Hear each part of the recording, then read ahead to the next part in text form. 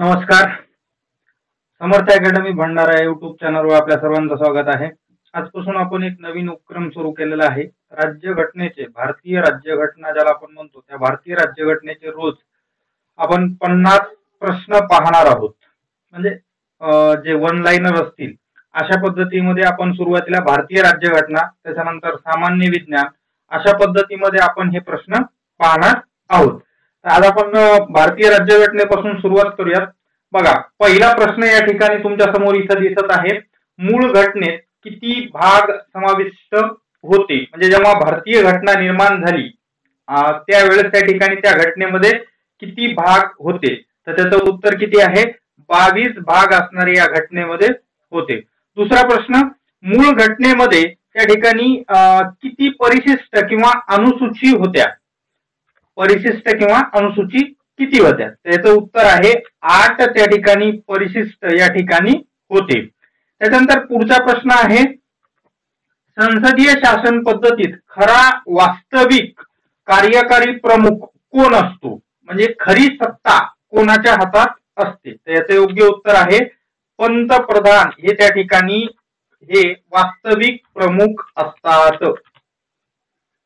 पुढचा प्रश्न आहे, भारतीय संघराज्य व्यवस्था भारतीय न्याय व्यवस्था डॅश डॅश असून न्यायिक अधिकाराची विभागणी करण्यात आलेली आहे. तर भारतीय न्याय व्यवस्था कशा पद्धतीची आहे? तर त्याचं उत्तर आहे एकात्म पद्धतीची असणारी भारतीय न्याय व्यवस्था आहे. पुढचा प्रश्न, संघराज्य शासन व्यवस्थेमध्ये कार्यकारी मंडळात कोणाचा समावेश होतो? त्याचं योग्य उत्तर इथं दिलेलं आहे खाली. उपराष्ट्रपती, पंतप्रधान आणि मंत्रिमंडळ व महान्यायवादी या सर्वांचा समावेश कार्यकारी मंडळामध्ये होतो. पुढचा प्रश्न, राज्य शासन संस्थेत कार्यकारी मंडळात कोणाचा समावेश होतो? बघा, इथं वरच्या याच्यामध्ये दिलेलं आहे की संघराज्य शासन व्यवस्थेमध्ये कार्यकारी मंडळात कोणाचा समावेश होतो. त्याच्यामध्ये एक गोष्ट या ठिकाणी इथं राहिलेली आहे, ती म्हणजे राष्ट्रपतीचा पण या ठिकाणी समावेश कार्यकारी मंडळामध्ये होतो.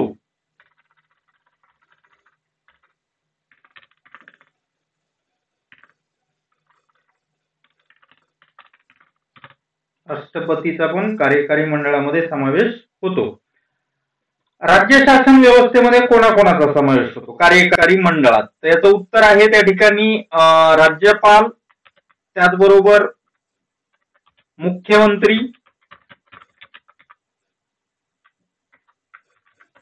त्या ठिकाणी मंत्रिमंडळ, त्याचबरोबर राज्याचा महाधिवक्ता.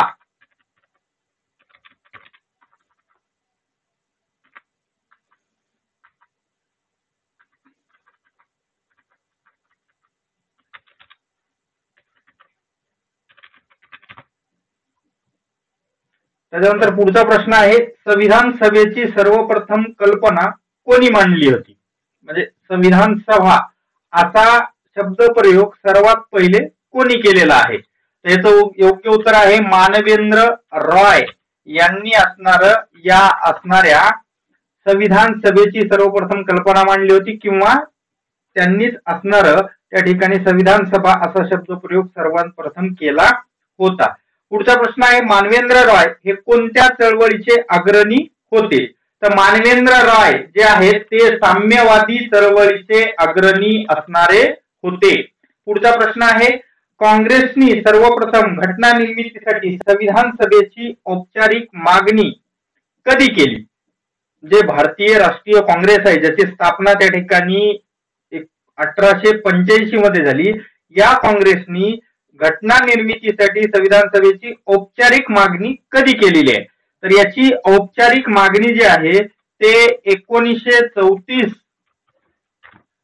रोजी पटना इथं जे अधिवेशन भरलेलं होतं, त्या अधिवेशनामध्ये त्या ठिकाणी संविधान सभेची औपचारिक मागणी काँग्रेस तर्फे करण्यात आलेली आहे. त्याच्यानंतर पुढचा प्रश्न आहे, जवाहरलाल नेहरू यांनी काँग्रेसच्या वतीने संविधान सभेची मागणी कधी केली? तर या प्रश्नाचे योग्य उत्तर आहे त्या ठिकाणी 1938 या वर्षी जवाहरलाल नेहरू यांनी काँग्रेसच्या वतीने संविधान सभेची मागणी केलेली आहे. आता दोन प्रश्न बघा इथं, 9वा आणि 10वा. काँग्रेसने सर्वप्रथम घटना निर्मितीसाठी संविधान सभेची औपचारिक मागणी, आणि इथं म्हटलेलं आहे जवाहरलाल नेहरू आणि काँग्रेसच्या वतीने संविधान सभेची मागणी. औपचारिक मागणी आणि या जवाहरलाल नेहरू यांच्या मागणीमध्ये नेमका फरक काय आहे?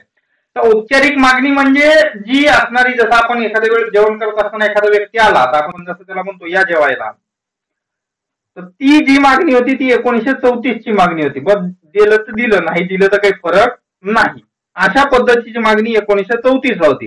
पण खरीखूर मागणी म्हणजे आता आम्हाला पाहिजेच अशा प्रकारे असणार जवाहरलाल नेहरू यांनी काँग्रेसच्या वतीने संविधान सभेची मागणी केलेली होती. कधी? तर 1938 या वर्षी केलेली होती.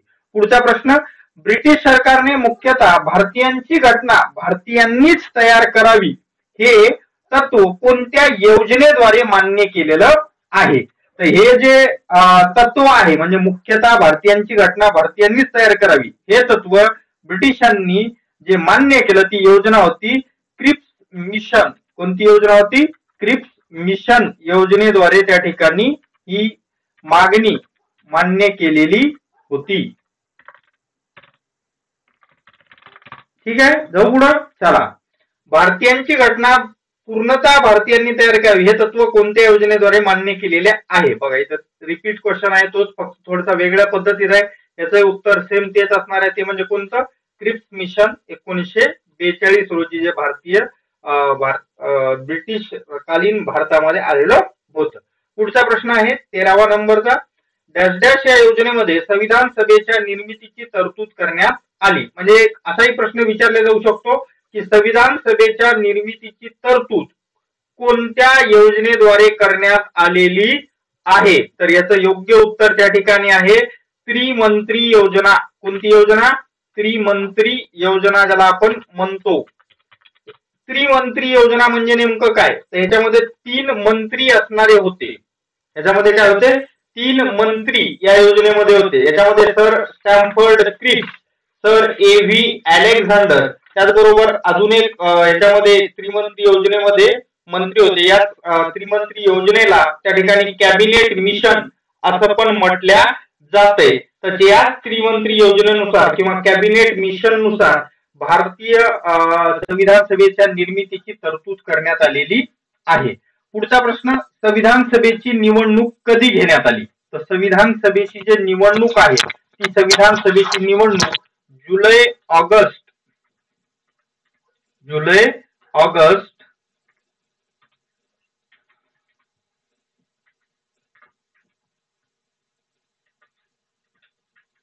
1947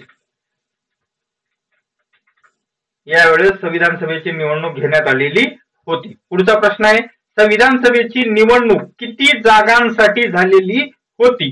तर बघा, संविधान सभेची निवडणूक जी झालेली होती ती निवडणूक झाली होती त्या ठिकाणी 292 जागांसाठी. किती जागांसाठी? 292 जागांसाठी. आता इथं तुम्हाला थोडस विस्तृत अशी माहिती सांगतो. संविधान सभेची निवडणूक झाली जुलै ऑगस्ट 1947 ला. हे कोणत्या योजनेनुसार? तर त्रिमंत्री योजनेनुसार. त्याच्यानंतर या ठिकाणी या त्रिमंत्री योजनेनुसार एकूण जे सदस्य संख्या ठरवण्यात आलेली होती ही एकूण सदस्य संख्या होती 389. किती सदस्य संख्या होती? 389. मग तुम्ही म्हणाल की संविधान सभेची निवडणूक किती जागेवर झाली? तर 389 अजिबात नाही, फक्त 292 जागासाठी झाली. मग +4 याच्यामध्ये जे +4 आहेत हे +4 त्या ठिकाणी चीफ कमिशनर प्रांत कुठून आले? चीफ कमिशनर प्रांत म्हणजेच कुठून? तर बलुचिस्तान, त्याचबरोबर अजमेर, त्याचबरोबर त्या ठिकाणी दिल्ली आणि कुर्ग असे हे 4 चीफ कमिशनर प्रांत होते. त्या चीफ कमिशनर प्रांतातून हे 4 त्या ठिकाणी सदस्य आलेले आहेत. म्हणजे यांचं टोटल झालं 296. आणि उरलेले म्हणजे किती? तर 93 सदस्य हे संस्थानिकाचे त्या ठिकाणी या असणाऱ्या संविधान सभेमध्ये होते. म्हणजे अशी एकूण त्या ठिकाणी किती सदस्य संख्या होती? तर 389 सदस्य संख्या या ठिकाणी होती. म्हणजे इथे एक मुद्दा लक्षात ठेवा, कधी प्रश्न असा विचारला जाऊ शकतो की त्रिमंत्री योजनेनुसार संविधान सभेमध्ये एकूण किती सदस्य होते? तर त्याचं उत्तर किती आहे? 389. त्याच्यानंतर पुढचा प्रश्न जो होता की किती जागांसाठी असणारी ही निवडणूक झाली होती, तर ती झाली होती त्या ठिकाणी 292 जागांसाठी. जे 4 जागा होत्या ह्या चीफ कमिशनर प्रांताच्या, याच्यामध्ये निवडणूक झालेली नव्हती.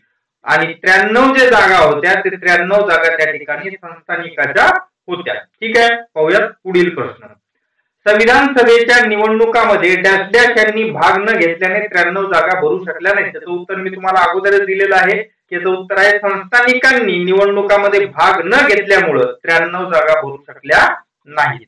त्याच्यानंतर पुढचा प्रश्न, संविधान सभेमध्ये एकूण सदस्य किती होते? याचं उत्तर मी तुम्हाला ऑलरेडी दिलेलं आहे. किती सदस्य होते?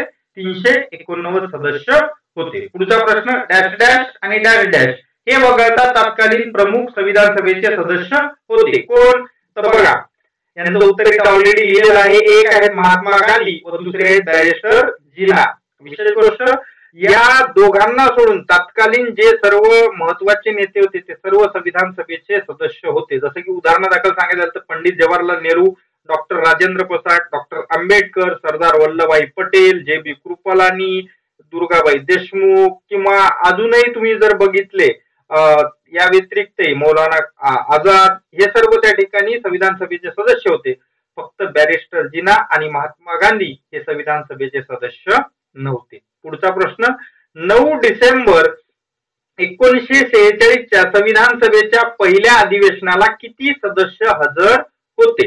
याचे योग्य उत्तर त्या ठिकाणी आहे 211 सदस्य. आता इथं एक मुद्दा आहे बघा, निवडणुका झाल्या 292 जागासाठी, 4 चीफ कमिशनर प्रांताकडून आले म्हणजे 296 झाले. 93 संस्थानिकाच्या सदस्यांनी भाग घेतला नाही म्हणजे त्या जागा रिक्त राहिल्या. म्हणजे एकूण 296 पैकी पण त्या ठिकाणी किती उपस्थित होते? तर 211 सदस्य 9 डिसेंबर 1946 च्या संविधान सभेच्या पहिल्या अधिवेशनाला उपस्थित होते. कारण स्वतंत्र पाकिस्तानच्या मागणीसाठी मुस्लिम लीगने या असणाऱ्या बैठकीवर बहिष्कार टाकला होता. बघा पुढचा प्रश्न, संविधान सभेचे तात्पुरते अध्यक्ष म्हणून कोणाची निवड करण्यात आली? त्याचं योग्य उत्तर आहे सच्चिदानंद सिन्हा.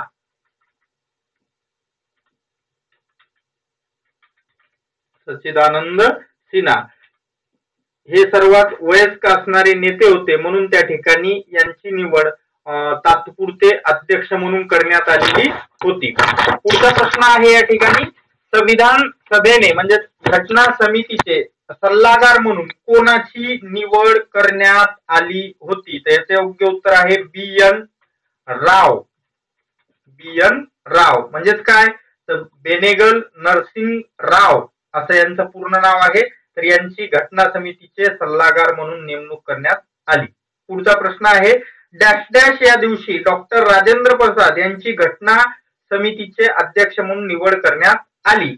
याचं उत्तर इथं दिलेलं आहे 11 डिसेंबर 1946 रोजी या ठिकाणी घटना समितीचे अध्यक्ष म्हणून कोणाची निवड करण्यात आली? तर डॉक्टर राजेंद्र प्रसाद यांची निवड करण्यात आली. पुढचा प्रश्न आहे, घटना समितीचे उपाध्यक्ष म्हणून कोणाची निवड करण्यात आली? अध्यक्ष बहुतांश वेळेस आपल्याला लक्षात राहते पण उपाध्यक्ष लक्षात राहत नाही. त्याचे योग्य उत्तर आहे एच.सी. मुखर्जी. काय उत्तर आहे? एच.सी. मुखर्जी हे घटना समितीचे काय होते? उपाध्यक्ष असणारे होते. पुढचा प्रश्न आहे, संविधान सभेची उद्देश पत्रिका कोणी मांडली? संविधान सभेची उद्देश पत्रिका कोणी मांडली? 24 नंबरचा प्रश्न आहे. तर ही उद्देश पत्रिका कोणी मांडली? तर आपले भारताचे पहिले पंतप्रधान पंडित जवाहरलाल नेहरू यांनी ही मांडलेली आहे. आणि विशेष गोष्ट की याच्यावर एक प्रश्न अगोदर ऑलरेडी विचारलेला आहे की संविधान सभेची उद्देश पत्रिका कोणी मांडली. पुढचा प्रश्न 25 नंबरचा, घटनेचा सरनामा किंवा प्रस्ताविका ज्याला आपण म्हणतो ते कशावरून तयार करण्यात आला? तर इथंच शब्द येतो. कशावरून तयार करण्यात आला? तर उद्देश पत्रिकेवरून त्या ठिकाणी घटनेचा सरनामा तयार करण्यात आला किंवा सरनाम्यालाच आपण उद्देश पत्रिका असं म्हणतो किंवा प्रास्ताविका असं पण म्हणतो. पुढचा आहे, माउंट बॅटन योजना कधी जाहीर झाली? माउंट बॅटन योजना कधी जाहीर झाली? तर माउंट बॅटन योजना जाहीर झालेली आहे 18 जून 1947 ला असणारी त्या ठिकाणी ही माउंट बॅटन जून तारीख नाहीये, जून 1947 असं म्हटलं तरी चालतंय. तर यावेळेस असणाऱ्या या ठिकाणी ही योजना सुरू झाली आणि एक्झॅक्ट तारीख जर बघितली तर 3 जून 1947 ला असणारी ही माउंट बॅटन योजना जाहीर झाली. त्यानंतर पुढचा प्रश्न, भारतीय स्वातंत्र्याचा कायदा 1947 जो आहे तो कोणत्या योजनेनुसार करण्यात आला? तर त्याचे योग्य उत्तर आहे माउंट बॅटन योजना. कारण शेवटची योजना होती जी 3 जून 1947 रोजी जाहीर झाली आणि ज्यानुसार 18 जुलै 1947 हा जो भारतीय स्वातंत्र्याचा कायदा आहे हा कधी पास झाला, हा जर कधी पास झाला असं जर विचारलं तर हा कधी पास झाला? 18 जुलै 1947 रोजी पास झाला. आणि या 18 जुलै 1947च्या स्वातंत्र्याच्या कायद्यानुसार त्या ठिकाणी काय काय झालं तर बघा, इथं पुढचाच प्रश्न आहे, भारत व पाकिस्तान ही दोन देश कोणत्या कायद्यानुसार वेगळे करण्यात आले? त्याचे उत्तर काय येईल? त्याचं उत्तर आहे भारतीय स्वातंत्र्याचा कायदा 1947 अन्वये असणारा भारत व पाकिस्तान ही दोन राष्ट्र निर्माण झालेली आहेत. पाहूया पुढील प्रश्न, भारतीय स्वातंत्र्याचा कायदा 1947 नुसार संविधान सभेमध्ये काय बदल झाले? बघा, भरपूर सारे बदल असणारे यानुसार झाले. ठीक आहे, तर पहिला आणि महत्वाचा बदल या असणाऱ्या योजनेनुसार झाला, संविधान सभा ही सार्वभौम बनली. दुसरा बदल झाला, संविधान सभेला कायदे मंडळाचा दर्जा प्राप्त झाला. दोन गोष्ट महत्वाची लक्षात ठेवा, बाकी फरक मी प्रश्नामध्ये येणारच आहेत, तसे तसे तुम्हाला सांगतोय. तरी पण आता इथं दोन गोष्टी, एक संविधान सभा ही सार्वभौम बनली आणि दुसरं की संविधान सभेला कायदे मंडळाचा दर्जा प्राप्त झाला, म्हणजे कायदे करण्याचा हक्क संविधान सभेला प्राप्त झाला. कोणत्या कायद्यानुसार? भारतीय स्वातंत्र्याचा कायदा 1947. पुढचा प्रश्न, संविधान सभेचे घटना निर्मितीचे काम चालू असताना अध्यक्ष कोण असत? बघा काय म्हटलेलं आहे की संविधान सभेमध्ये घटना निर्मितीचं काम चालू असताना अध्यक्ष कोण राहायचे? त्याचं उत्तर आहे डॉक्टर राजेंद्र प्रसाद. राजेंद्र प्रसाद हेच उत्तर आहे, डॉक्टर राजेंद्र प्रसाद. आणि आता पुढचा प्रश्न, संविधान सभेच्या कायदे मंडळाचे काम चालू असताना कोण अध्यक्ष असत? तर ग वा मावळणकर.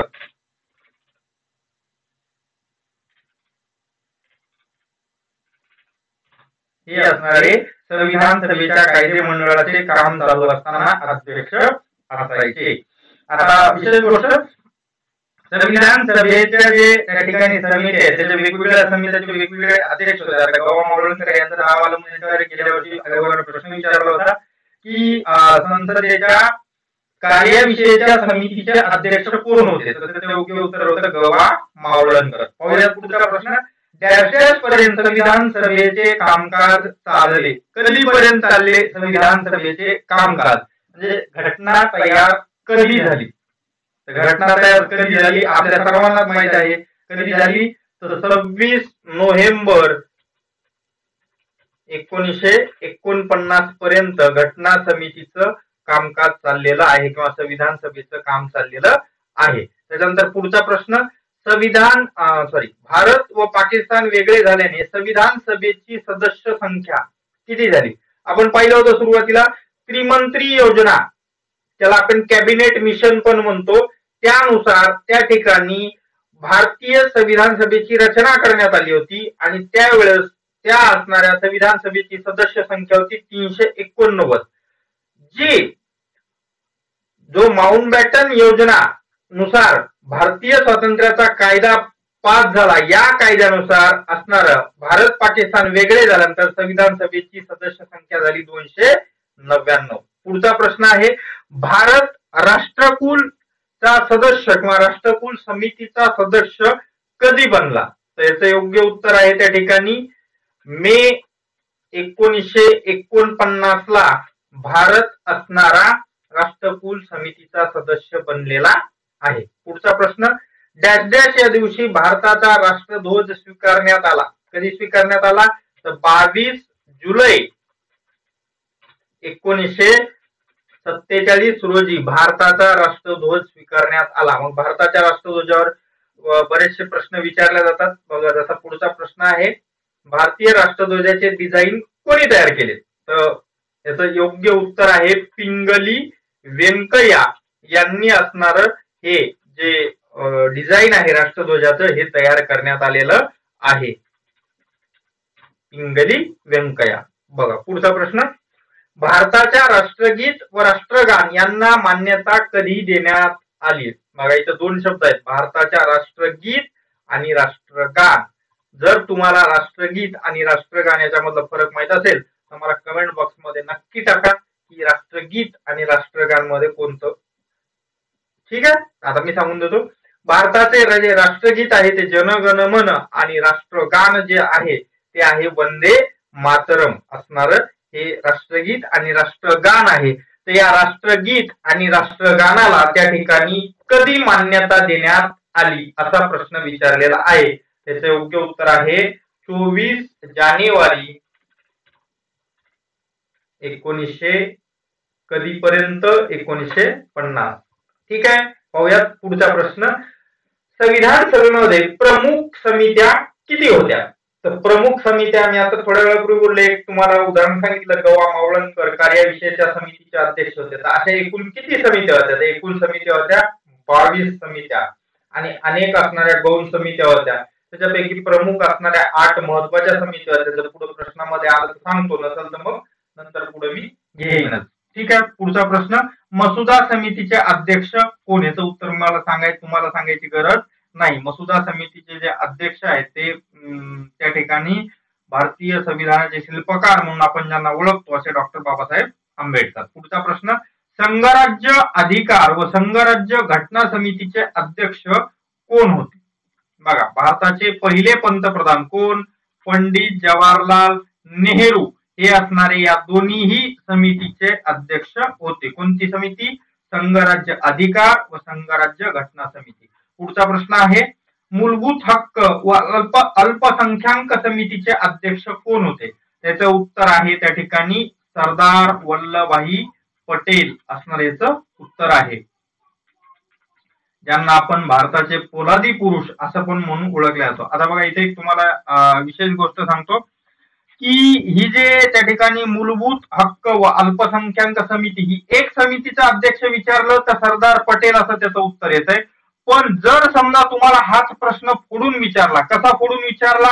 तुम्हाला विचारलं मूलभूत हक्क किंवा मूलभूत अधिकार समितीचे अध्यक्ष कोण आणि अल्पसंख्याक समितीचे अध्यक्ष कोण, तर मात्र याचं तुम्हाला उत्तर वेगवेगळं असेल. कारण मूलभूत हक्क समितीचे त्या ठिकाणी अध्यक्ष आणि अल्पसंख्याक समितीचे अध्यक्ष जे उपसमित्या होत्या या उपसमितीचे अध्यक्ष मात्र त्या ठिकाणी वेगवेगळे होते. ठीक आहे, जाऊया पुढे. चला पुढचा प्रश्न, सुकाणू समितीचे अध्यक्ष कोण होते? तर सुकाणू समितीचे अध्यक्ष होते के.एम. मुन्शी. कोण होते? के.एम. मुन्शी. तुम्हाला एक विशेष गोष्ट सांगतो या प्रश्नाबद्दल. हा प्रश्न पोलीस भरतीला बऱ्याच वेळेस विचारण्यात आलेला आहे की सुकाणू समितीचे अध्यक्ष कोण होते? तर होते के.एम. मुन्शी. त्यानंतर पुढचा प्रश्न, मसुदा समितीची स्थापना कधी झाली? तर मसुदा समितीची स्थापना झाली 29 ऑगस्ट 1947 रोजी असणारी मसुदा समितीची स्थापना झालेली आहे. ठीक आहे, पाहूयात पुढचा प्रश्न. 1948 मध्ये डी.पी. खैतान यांच्या मृत्यूनंतर मसुदा समितीत कोणाला घेण्यात आले?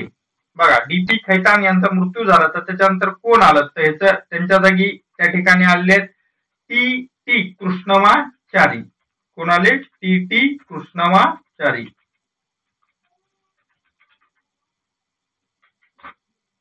ठीक आहे, जाऊयात पुढचा प्रश्न. डॉक्टर आंबेडकरांनी घटनेचा अंतिम मसुदा घटना समिती पुढे कधी मांडला? बघा, प्रश्न विचारलेला आहे की त्या ठिकाणी या असणाऱ्या घटनेचा अंतिम मसुदा जो आहे तो आंबेडकरांनी कधी घटना समिती पुढे मांडलेला आहे? त्याचं योग्य उत्तर आहे 4 नोव्हेंबर 1948 रोजी हा असणारा अंतिम मसुदा घटनेपुढे मांडलेला आहे. पुढचा प्रश्न आहे, घटनेचा अंमल कधीपासून सुरू झाला? ज्याला आपण प्रजासत्ताक दिन म्हणतो, तर तो आहे 26 जानेवारी 1950 पासून घटनेचा अंमल सुरू झालेला आहे. पुढचा प्रश्न आहे, भारतीय जनतेने प्रथम स्वातंत्र्य दिन म्हणून कोणता दिवस साजरा केला होता? तुम्हाला एक थोडीशी विस्तृत अशी माहिती सांगतो आता थोडीशी, तर थोडस 1 मिनिटामध्ये बघा. जर तुम्ही पाहिलं असेल तर भारतीय घटना तयार कधी झाली, तर तयार किंवा स्वीकृत कधी करण्यात आली, तर 26 नोव्हेंबर 1949 रोजी त्या ठिकाणी भारतीय घटना स्वीकृत करण्यात आली. ठीक आहे.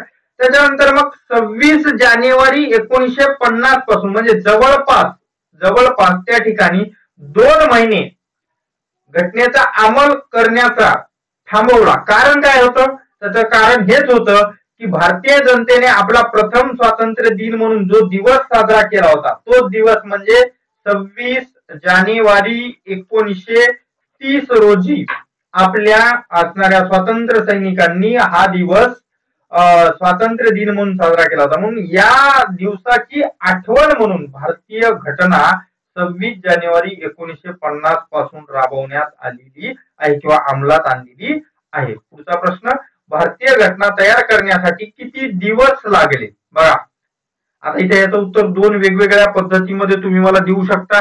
किती दिवस त्या ठिकाणी लागले आणि घटना तयार करण्यासाठी किती दिवस लागले, म्हणजे या ठिकाणी तुम्ही याचं उत्तर मला दिवस मध्ये पण देऊ शकता, वर्ष, महिने आणि दिवस अशाही पद्धतीमध्ये येते. त्याचं 2 वर्ष, त्याचबरोबर 11 महिने आणि त्याचबरोबर 18 दिवस. हे झालं कशामध्ये उत्तर? वर्ष, महिने आणि दिवसामध्ये. पण कधी कधी प्रश्न असा पण विचारला जाऊ शकतो की दिवस किती लागले, आणि असं नाही दिलं समजा पर्यायामध्ये वर्ष, महिने, दिवस, तर मग दिवसामध्ये विचारला तो, मग दिवस किती? तर जवळपास 1082 दिवस या ठिकाणी लागलेले आहेत. किती? 1082 दिवस घटना निर्मितीसाठी लागलेले आहेत. पुढचा प्रश्न, घटना तयार करताना संविधान सभेने किती दिवस काम केलेले आहे?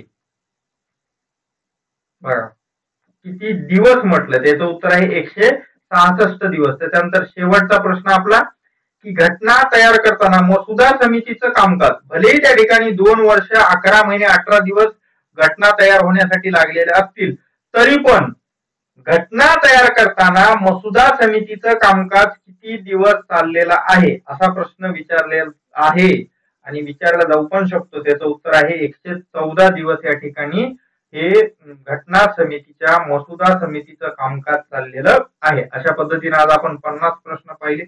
काही पहिला दिवस होता अशा पद्धतीचा उपक्रम साजरा करण्याचा, तर काही चुका पण होऊ शकतात, तर त्याबद्दल क्षमस्व. काही सूचना असतील तर त्या कमेंट बॉक्स मध्ये नक्की कळवा. आणि तुमच्यासाठी एक सोपा प्रश्न इथे मी विचारून जातो. तो प्रश्न असा आहे, बघा, की सोपा प्रश्न आहे, तुमच्या सर्वांना येत आहे असाच आहे, तरी पण बघू या ठिकाणी याचं उत्तर तुम्ही कशा पद्धतीत देता मला. भारताच्या राष्ट्रध्वजात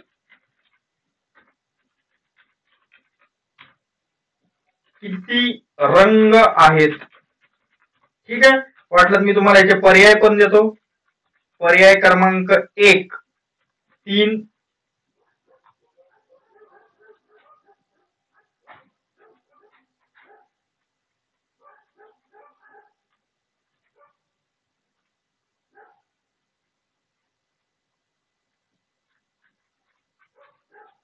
पर्याय क्रमांक 2 4, पर्याय क्रमांक 3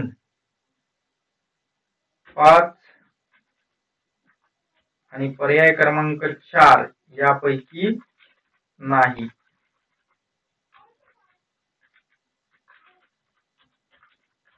बघा, भारताच्या राष्ट्रध्वजात त्या ठिकाणी किती रंग आहेत असा प्रश्न आहे. पर्याय 1 3, पर्याय 2 4, पर्याय 3 5, पर्याय 4 यापैकी नाही. याचे उत्तर मला तुम्ही कमेंट बॉक्स मध्ये द्यायचे. उद्या अशाच प्रकारचा एक व्हिडिओ परत तुमच्या समोर येईल. ठीक आहे, धन्यवाद. भेटूयात उद्याच्या